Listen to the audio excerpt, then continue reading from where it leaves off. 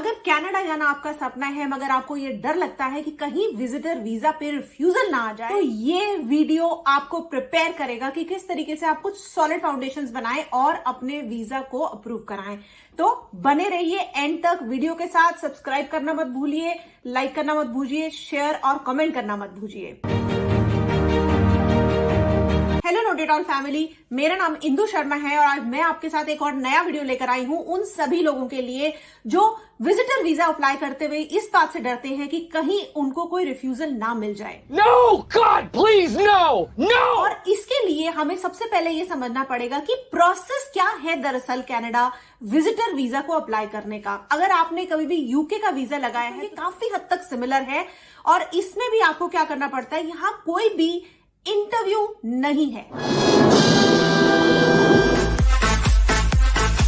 US की तरह या किसी भी और कंट्री की तरह आपको जाके पर्सनली किसी को नहीं मिलना, कहीं कुछ नहीं कहना, कहीं कुछ नहीं समझाना। ये सुनने में तो बहुत आसान लगता है, मगर उसके साथ एक प्रॉब्लम भी है, क्योंकि आप नहीं बोल रहे तो आपकी जगह जाके क्या रिप्रेजेंट हो रहा है पर आपके कागज, आपकी फाइल, आप कुछ भी इसे बोलना चाहें, वो सारी ही चीजें हैं जो कि आपकी जगह पे आपको रिप्रेजेंट करती हैं। तो उतना ही इंपॉर्टेंट हो जाता है जैसे हम खुद को इंटरव्यू के लिए तैयार करते हैं, उसी तरीके से आपको अपनी फाइल को भी तैयार करना है। तो सबसे पहली वजह जिसकी वजह से सबसे ज्यादा रिफ्यूजल्स आते हैं उसकी तरफ बढ़ते हैं। अब तक ये वीडियो लाइक नहीं किया है, कमेंट नहीं किया है या इसको सब्सक्राइब नहीं किया तो प्लीज जल्दी से बेल बजाकर मेरे साथ बने रहिए इस वीडियो के एंड तक, और मैं आपको एंड में कुछ टिप्स भी दूंगी कि क्या करके आप अपना थोड़ा सा सेफ ग्राउंड बना सकते हैं। Purpose of visit.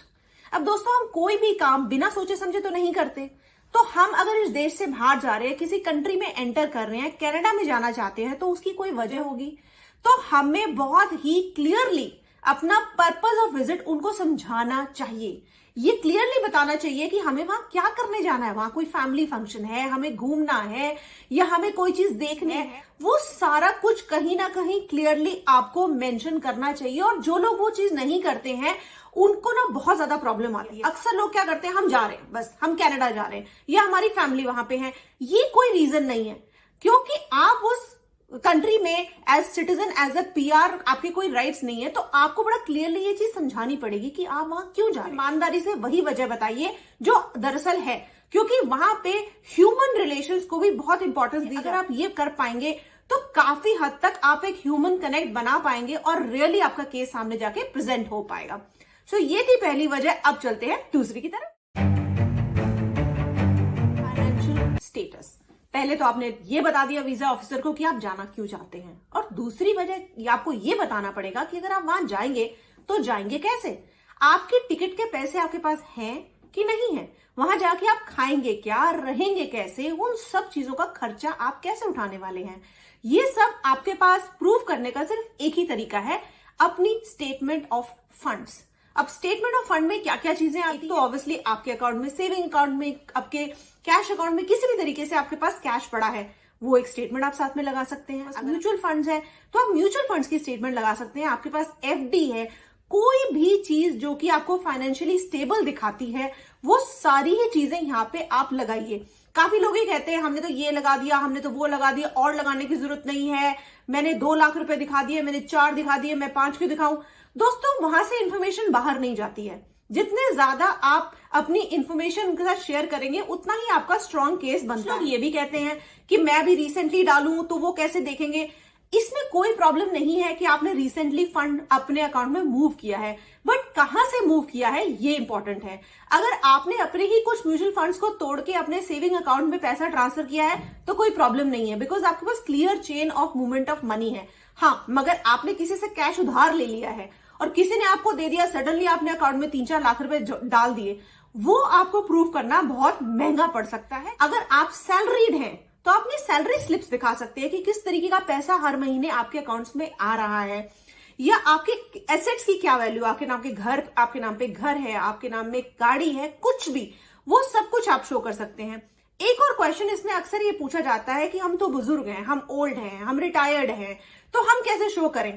देखिए उसमें भी आपके पास फंड्स होते हैं, चाहे आपको वहां पे जाके कोई आपकी केयर करने वाला हो या आप घूमने भी जा रहे हैं, बट आपके पास कुछ पेंशन, कुछ सिक्योरिटी, कुछ चीजें आपके पास होंगी, या फिर जब आप रिटायर हुए थे तो आपको जो पेंशन फंड मिला था, ये सारी चीजें आप एक साथ दिखा सकते हैं और अपना केस स्ट्रांग बना सकते हैं। आप स्टेटमेंट ऑफ फंड्स दिखा रहे हैं तो आप अपनी ITR बहुत इंपॉर्टेंटली शो कीजिए, कम से कम पिछले 3 साल की।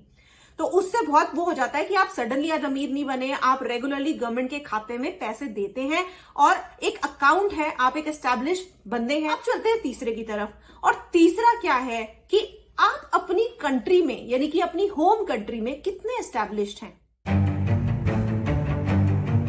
आपकी कितनी स्ट्रॉन्ग टाइज हैं अपनी कंट्री के अंदर। अब इसमें भी कुछ हद तक आपके फाइनेंशियल एसेट्स, वो सारी चीजें मैटर करती हैं। आपके पास नौकरी है कि नहीं है, आपके पास घर है कि नहीं है, आपके पास यहाँ पे फाइनेंशियल कंडीशन किस तरीके की है, आपके पेरेंट्स यहाँ है कि नहीं है, आपके भाई बहन यहाँ है कि नहीं है। ओवरऑल आपको ये शो करना चाहिए कि आपके पास वजह है इस कंट्री में वापस दोबारा आने की और यहाँ रहने की। क्योंकि सबसे बड़ा डर जब आप किसी कंट्री में जाते हैं, स्पेशली कनाडा जहां पे ऑलरेडी इतने सारे लोग माइग्रेट कर रहे हैं, उनका सबसे बड़ा डर ये होता है कि कहीं ये यहाँ आके यहीं ना रह जाए। तो आपको ये प्रूव करना है कि नहीं, मैं यहां से जा रहा हूं, किसी वजह के लिए जा रहा हूं, चाहे वो घूमना फिरना, फंक्शन अटेंड करना, कुछ भी हो, मगर उसके बाद में वापस आऊंगा अपनी कंट्री में, यहीं पे आके अपनी एक लाइफ जीने वाला हूं।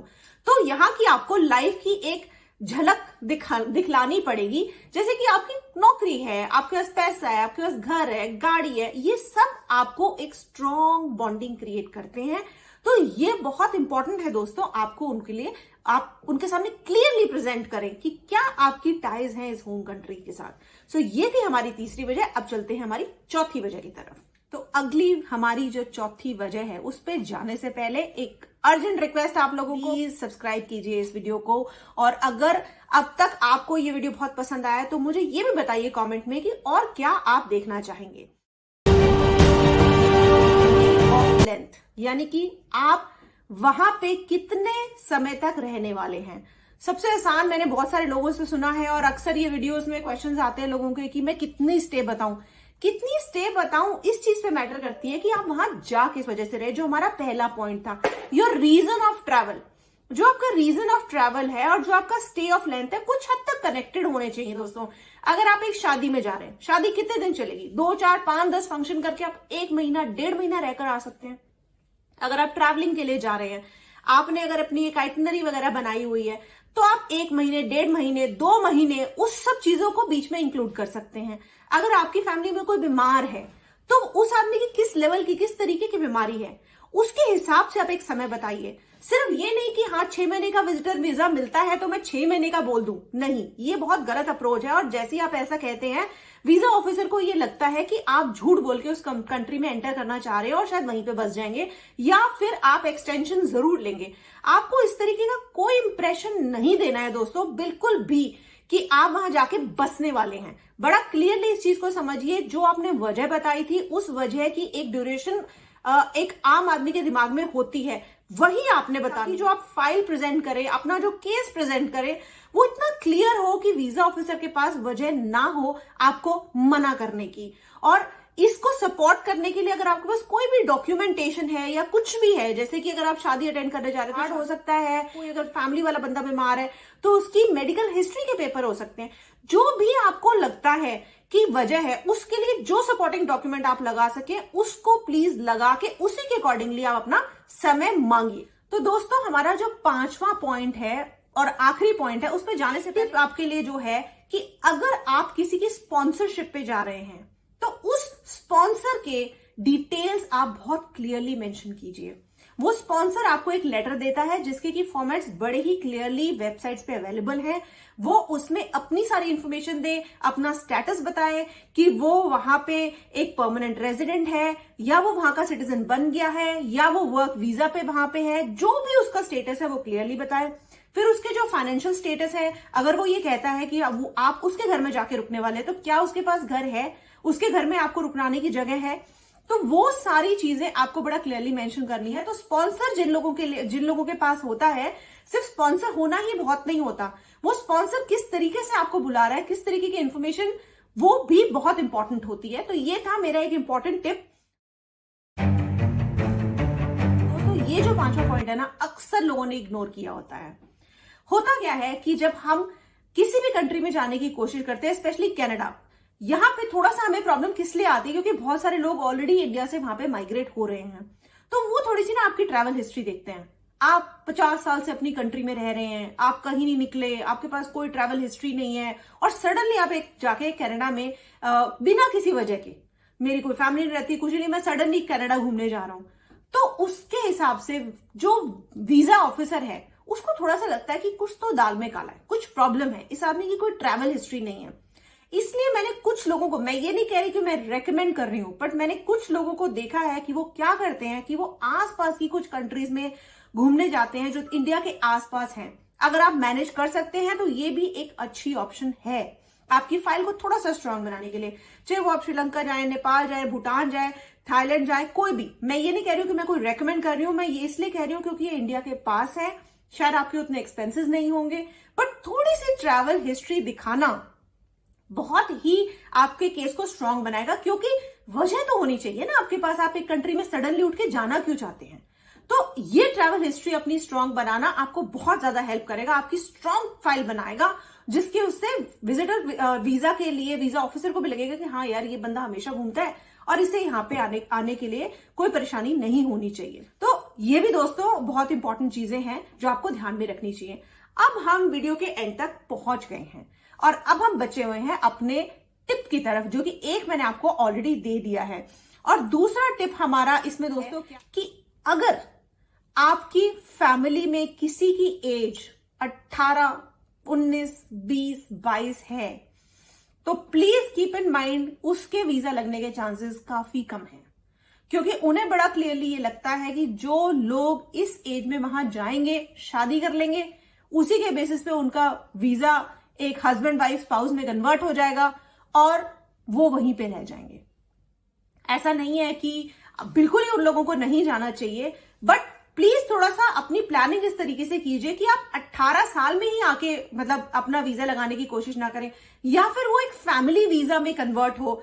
अकेले अगर आप इस एज में वीजा लगा रहे हैं और आपके पास कोई वजह नहीं है, आप पढ़ने नहीं जा रहे, आपकी मतलब कोई भी रीजन नहीं है, तो आपका वीजा इतना इजीली नहीं लगेगा। आपको कोई बहुत सॉलिड चीज देनी पड़ेगी, या तो आप वहां पे पढ़ रहे हो, या आपकी फैमिली वहां पे हो, या कोई परेशानी हो, कुछ भी हो। तो ये बहुत छोटे छोटे पॉइंट्स हैं दोस्तों जो कि लोग एक्चुअली इग्नोर करते हैं। ये चीजें वीजा ऑफिसर के लिए मैटर करती हैं। तो हमें ना अपनी एप्लीकेशन को अपनी नजरों से नहीं देखना, हमने अपनी एप्लीकेशन को वीजा ऑफिसर की नजर से देखना है, जो कि सिर्फ फैक्ट्स और फिगर्स पे काम करेगा। वो इस पे काम नहीं करेगा कि हम क्या सोच रहे हैं। जबकि हमारी परेशानी क्या है कि हम अपने माइंड में ये बना के बैठे होते हैं कि हाँ जी, मैंने फाइल बड़ी अच्छी बना दी, अब तो अप्रूव होने वाली है। बट ऐसा नहीं होता है। आपको बहुत ही लॉजिकल तरीके से सोचना है। जैसे कि एक बहुत ही अजीब, जाने से पहले मैं आपके साथ शेयर करना चाहूंगी, कुछ केसेस में ऐसा भी होता है कि जिन लोगों की बहुत ही स्ट्रांग फैमिली टाइज हो कनाडा में, उनका वीजा नहीं लगता। क्यों नहीं लगता? बिकॉज वीजा ऑफिसर को यह लगता है कि आपकी अगर फैमिली ऑलरेडी वहां है, आप 4 भाई बहन हैं, ठीक है, और आप इकलौते यहां पे रह गए और 3 तो ऑलरेडी बाहर हैं, तो वीजा ऑफिसर को पता है कि आप उनसे मिलने नहीं जा रहे, आप वहां दरअसल रुकने जा रहे हैं, आप वहां रहने जा रहे हैं। आपके फैमिली के और 3-4 सिबलिंग्स ने ऑलरेडी ये जुगाड़ बना दिया होगा कि आप वहां जाएं और किस तरीके से कुछ आप करके वहीं पे ही रह जाएं। तो इन सब चीजों के लिए भी आंखें खोलिए। और इसको मैंने एक्चुअली एज अ पॉइंट इसलिए स्पेसिफिकली कवर नहीं किया क्योंकि ये सबका केस नहीं होता। जो मैंने ओरिजिनली 5 पॉइंट्स लिए थे वो दोस्तों सबके लिए वैलिड होते हैं, इसलिए वो मेजर 5 रीजंस मैंने इंक्लूड किए, वरना ये भी बहुत सारे लोगों के लिए इंपॉर्टेंट चीजें होती हैं। तो दोस्तों ऐसे ही इंटरेस्टिंग वीडियोस के लिए आप हमारे चैनल के साथ बने रहिए। और मैं बहुत ज्यादा हाथ जोड़ के थैंक यू कहती हूँ आप लोगों को, क्योंकि मेरे पिछले 2-3 वीडियोस जो Canada at the age of 40+ और ऑस्ट्रेलिया इमिग्रेशन और आयरलैंड इमिग्रेशन थे, उसको आपने बहुत ही प्यार दिया है। बहुत सारे लोगों ने बहुत सारे कमेंट्स किए और मैं कोशिश कर रही हूं एक एक करके अपने वीडियोस में उनको कवर करने की। But please thank you so much जो आपने किया है। इसी तरीके से अपना प्यार हमारे चैनल के साथ बनाए रहिए और हम आपके पास आते रहेंगे बहुत सारे वीडियोस के साथ। Thank you so much. Please like, subscribe, comment, share and thank you so much. Signing off, Not at all, Indu Sharma.